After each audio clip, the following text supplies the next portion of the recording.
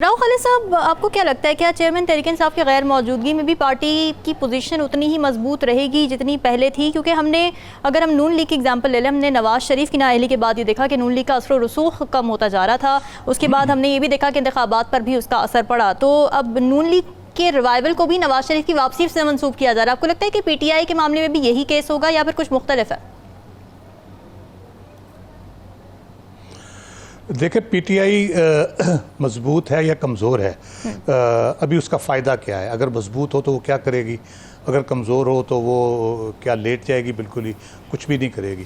अभी कोई एक्टिविटी ऐसी नहीं है। ज़्यादा से ज़्यादा चेयरमैन की गिरफ़्तारी के बाद प्रोटेस्ट हो सकता है, एक जो उन्होंने ऐलान भी किया है और पुरअमन एहतजाज की बात की है। तो उस हवाले से हम कह सकते हैं कि कमज़ोरी होगी या मजबूती होगी, कितने बड़े प्रोटेस्ट कर पाएंगे, कितना एहतजाज कर पाएंगे। देखिए, कमज़ोरी या मजबूती का पता चलेगा जब इलेक्शन अगर होते हैं। जब इलेक्शन होंगे तो क्योंकि पूरा जो कह ले कि PTI का और चेयरमैन का जो पूरा भरोसा है या जो डिपेंडेंस है वो वोटर्स के ऊपर और आवाम के ऊपर है पूरी तरह से। अगर डील वील का चक्कर होता तो वो बाजवा साहब से उनकी मीटिंग हुई थी, उसमें भी बहुत सी डील्स हो सकती थी, बहुत सी बातें हो सकती थी। लेकिन मेरा ख्याल है डील की बजाय वो सिर्फ जो अगर बात भी करना चाहते हैं, जो डील करना चाहते हैं, जो हमने देखा भी है, सुना भी है, वो बार बार अपने खिताब में भी कहते रहे हैं कि इंतखाबात करवाए जाएँ मुल्क के अंदर, फेयर फ्री इलेक्शंस कराए जाएँ और PTI को जिस तरह दूसरी जमातों को हिस्सा लेने दिया जाएगा उसी तरह PTI को हिस्सा लेने दिया जाए। तो उनकी डिपेंडेंस बुनियादी तौर पे अवाम पे है, उसके बाद इंतखाबात पे है। जब इंतखाबात होंगे तो हमने देखा है कि जो लोग पॉलिटिकल वर्कर जो होते हैं, भुट्टो साहब के दौर से हमने देखा है कि 77 के बाद 11 साल का गैप आया, लेकिन जैसे ही पॉलिटिकल एक्टिविटी बहाल हुई और पीपल्स पार्टी मैदान में आई तो एकदम से उसका वर्कर उसी तरह जोशीला और उसी तरह उसके अंदर वो जज्बा था और उसने इलेक्शन लड़ा और 88 वाला इलेक्शन जीता। तो बात यह है कि उस मकाम के ऊपर जब हम पहुंचेंगे, जब पूरी तरह से, लेकिन ये हो नहीं सकता जब बाकी जमातें हिस्सा ले रही है और PTI को रोक दिया जाए। तो अगर वो किया जाता है तो फिर तो क्रेडिबिलिटी इलेक्शंस की कोई नहीं होगी आपकी, ना नेशनली होगी ना इंटरनेशनली होगी, और जो उसके नतीजे में इंतखाब के नतीजे में जो हम अचीव करना चाहते हैं वो शायद अचीव ना कर पाए। दूसरी जो डिपेंडेंस है वो हम देखते हैं बार बार के वकला के ऊपर है। वो कह रहे टिकटें भी वकला को देंगे आगे चल के, और नो डाउट वो एक मुनज़्ज़म कह ले कि एक है, वकला की तंजीमें हैं, मुख्तलिफ़ ज़िलों में हैं, तहसील लेवल पे है, सिटी के लेवल पे हैं। अगर उनमें उनकी पेनिट्रेशन काफ़ी बेहतर है, पंजाब के अंदर ख़ास तौर पे, दूसरे सूबों में भी है, तो वो दूसरे उनकी डिपेंडेंस उसके ऊपर है। जहाँ उन्होंने लड़नी है, कानूनी जंग लड़नी है, भले उन्होंने सियासी जंग लड़नी है, तो उनका हरावल दस्ता एक तरह से जो लीड करेंगे लोकल लेवल पे या ज़िले के लेवल पे या तहसील लेवल पे, वो वकला हैं जो उनके गिरफ्तार कारकुनों के लिए भी कोशिश कर रहे हैं, उनके केसेस भी लड़ रहे हैं। तो वो उनकी जो ये कह लें कि लीडरशिप जाने के बाद जो सेकंड टियर और थर्ड टियर लीडरशिप है भले गायब है, लेकिन जैसे ही वो माहौल आएगा इलेक्शन का जिसमें PTI को अगर इलेक्शन लड़ने की इजाज़त दी जाती है, उसमें चेयरमैन PTI अहल हों ना अहल हों, जेल में हों, जेल से बाहर हों, मेरा ख्याल है कि वो जज्बा जो है उनके अंदर, अगर जेल में होंगे तो मेरा ख्याल है वो ज़्यादा गुस्से से और ज़्यादा जोश से वो हिस्सा लेंगे लोग इलेक्शन में। तो बहुत ज़्यादा अभी कमज़ोरी या मजबूती के हवाले से हम अभी इस तरह से डिसाइड नहीं कर सकते।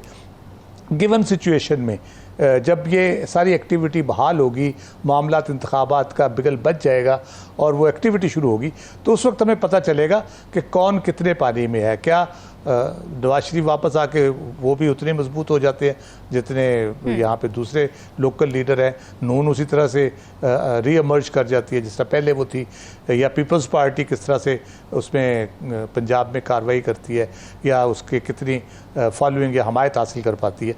तो ये तो इंतखाबात से रिलेटेड चीज़ें हैं। उसके साथ एकदम से मंजर चेंज होगा, सारा लोगों का देखने का अंदाज़, लोगों का समझने का अंदाज़, लोगों का एक्ट करने का अंदाज़ तब्दील होगा।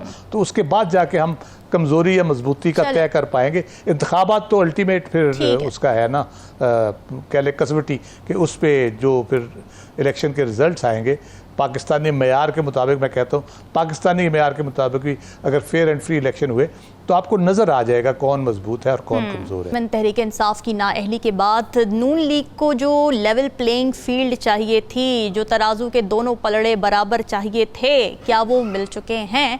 और अगर मिल चुके हैं तो फिर अब तक नवाज शरीफ साहब के वापस आने की कोई इत्तलात या कोई ख़बरें क्यों सामने नहीं आ रही हैं? क्या ऐसी अनसर्टेनिटीज़ हैं जो उनकी राह में अभी भी हायल हैं? इस हवाले से बात कर लेते हैं। राव खालिद साहब, आपको क्या लगता है, क्या अभी भी कबूलियत की घड़ी नहीं आई है नवाज शरीफ साहब की? और शहबाज शरीफ साहब ही अभी मंजूर नज़र हैं, इसी वजह से ये सिचुएशन हम देख रहे हैं इस वक्त। बिल्कुल सही कहा आपने, मैं इसी पहलू पे आना चाह रहा था।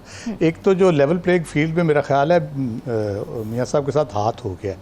लेवल प्लेइंग फील्ड का उनका मतलब यकीनन ये होगा कि उनकी डिस्क्वालिफिकेशन ख़त्म की जाए, उनकी सज़ा ख़त्म की जाए और उनको मैदान में आके इलेक्शन लड़ने का मौका दिया जाए।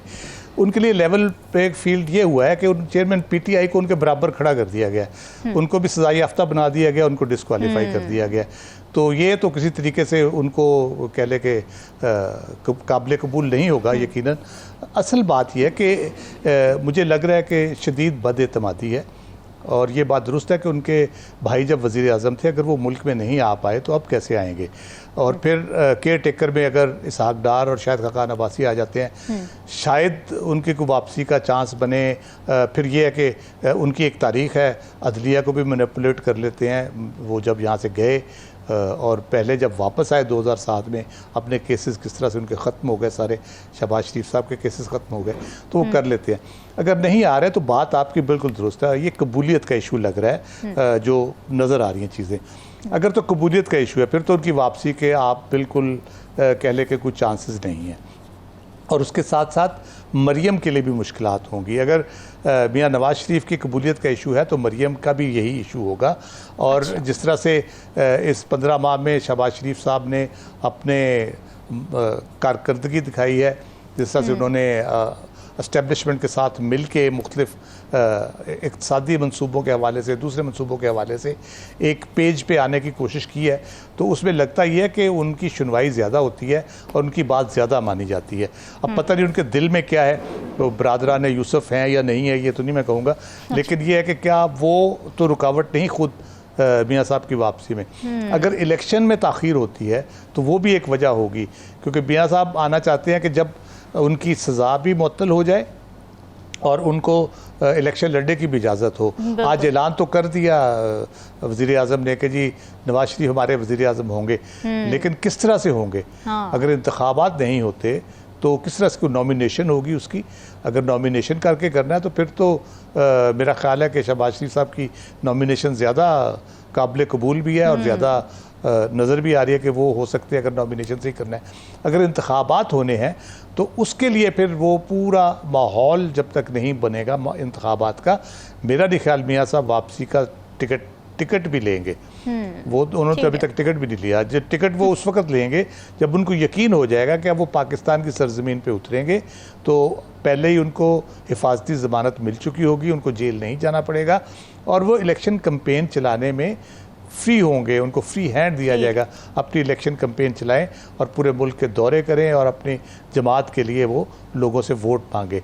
तो वो कब ये होता है मरहला तय, जैसे हिलाली साहब ने कहा कि ये तो 2 साल की बात हो रही है, शायद 2 साल इलेक्शन ना हो, तो फिर कैसे हम तवक्को कर सकते हैं कि नवाज शरीफ वापस आएंगे?